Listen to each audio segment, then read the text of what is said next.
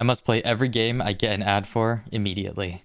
Reverse 1999 is honestly one of the weirdest but also most interesting mobile games that I've played so far. One question I kept asking myself throughout playing was why they even released it as a mobile game. It had enough depth to the story and interesting mechanics that it could have been a paid RPG with no gacha mechanics. The story was honestly a huge part of the game, really helping set up the entire theme of the game. They leaned into having a zany but historical vibe and honestly kept it throughout the entire game. They didn't rush the opening, which I thought was pretty cool. Reading through each dialogue, it took about 14 minutes before getting to the first fight of the game. For me, this was a huge plus, as those who didn't care about the story as much could just skip, while those who wanted to feel a little bit more immersed have that option too. The art style was one of the most unique features, as it had that 1900s mobster era vibe, which a lot of mobile games don't go for. Most mobile games like having anime, futuristic, cartoon, or even hyper-realistic art styles. Not many of them keep a consistent, unique theme like Reverse 1999 did. The visual novel art style of the story was pretty cool and fitting for their storytelling. It was also completely voice acted, which was a huge plus. Some of the voice acting didn't match up with the written subtitles, but it was probably a minor translation error, with only some things being missed if you speed read the lines instead of listening to the VA.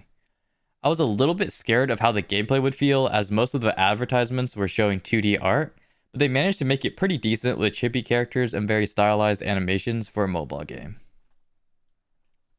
I was very surprised when we got into the first combat phase. Most of the art before was live 2D style, so I had no idea what to expect. The first fight was of course more of a tutorial, but honestly a breath of fresh air having actual mechanics in the game that needed to be explained. The core mechanics were that each spell has 3 levels. The same skills would combine when next to each other to basically level up to the next tier. It kind of reminded me of the 2048 matching the same numbers to get a higher number. You could achieve this by having them naturally spawn together, moving the order of your cards, or by using a skill between 2 of the same cards and having them fall together. Each level of the skills also could have different effects and do more damage. After a character uses enough points, they would also spawn an ult card which had its own special effects. Honestly, the gameplay reminded me of Slay the Spire with the cards in combat. The second core mechanic was that each character and enemy mob had its own elemental affinity, with some being stronger and weaker to others. It became more important later on in the game, as you could see enemy affinity before the battle and choose to bring different characters in. In the battle itself, you could also select which enemy to target with certain skills, so knowing the elemental advantage would help a lot. The final mechanic I played through was each mob showing which attack they would do next, so to be able to target those enemies or use support skills to temporarily disable them. It was a cool little thing and did make the gameplay less stale throughout, as you could pocket certain skills or aim certain mobs that you may have not initially. Reverse 1999 had a really cool way to introduce this by having a small side quest explain the elemental reactions and enemy turn order. These little side missions were only beatable if you did the mechanic correctly. This was a continued theme in the game, with different mechanics being explained through small side story pop-ups. Overall, the progression of the story was quite standard, going through each chapter and the additional episodes. The unique features were the side stories mentioned earlier and the interesting lore being sprinkled throughout that better explained the background of some characters. The storyline and progression were honestly good for it being a gacha game. So far, I've been pretty positive about the game, but here's where I start having issues. The game, at its core, is just a mobile gacha game. The core of the game reminded me a lot of Honkai and Genshin.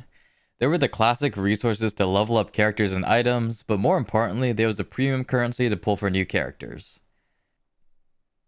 There was a day 1 login pass that gave premium currency daily, and also a battle pass that gave resources, premium currencies, and pulls. Very similar to Honkai and Genshin battle passes. Seeing these types of battle passes in a new game is honestly a huge turnoff for me, as not only does it give you extra pulls, but usually the additional resources make a really big difference between free-to-play and paid-to-play players. This was probably one of the biggest turnoffs for me, as it just felt like an immediate cash grab, and the game devs for me didn't have the backing like Genshin or Honkai did to justify such an early swipe to buy the battle passes, so it kind of felt like I was behind day 1. I can kind of understand the daily login passes, but the battle passes that give such a huge amount of resources, I just absolutely hate to see. Other than the pay to win features, everything else was quite standard and the UI was quite clean. It offered standard dailies and weeklies that you could do for progression and obvious rewards for completing each chapter and episode. The main menu was honestly quite cozy, and I absolutely loved the cleanness of the UI. They did a great job with the art and theming of the game. Final mention is they did an interesting job with some of the lower tier units. Some of them were absolute memes like an alien, some televisions, or even Sputnik. They all fit the theme of the game being old style but still a bit zany. Now it's time for the final rating of the game. My system of rating for now is 10 points for graphics, 10 points for gameplay, 10 points for story, 10 points for progression, and finally 10 points for my personal opinion on if I will continue to play the game. In total, it'll be out of 50 points or normalized to 5 stars, which is the Google Play rating scale. Graphics for me was an absolute 10 out of 10. I would not expect more for a mobile game, to be honest. They kept to the theme of the old 1900s steampunk idea throughout the entire game with a zany twist. You can definitely tell that they did not slack on the animations and pictures. None of it was crazy jarring or took me off guard. The UI elements were clean, and they did have the audio and animation feedback of getting items that is small but makes an absolute huge difference. The gameplay was also super interesting, with the core being a card game with additional mechanics that work together quite well. I would rate it a nice 8 out of 10. It lost some points because it felt too random and not as skill-based as a game that may be esports ready or whatever, but it did feel like they were going for the more PvE game, so not the worst. Just not my favorite type of game. It didn't feel too difficult and had enough QOL that helped new players understand the mechanics without having to memorize much. The different mechanics worked together with RNG, which allowed for more replayability on certain levels, as a fight could end differently, not only based on the characters you bring, but also how the fight pans out. Definitely a great sign for replayability of the game and certain levels. The story was another 10 out of 10. There were some issues with translation, but you can't really ask for more for a mobile game. The cutscenes were great, audio was great, and voice acting was definitely good enough. The additional pieces of lore spread across that consisted of written letters or small cutscenes really added life to the game that, even though I didn't read all of them, helped make the game feel a lot more refined. Again, it took me 14 minutes before the first actual fight scene since I was reading through the story, not something you would expect of every mobile game.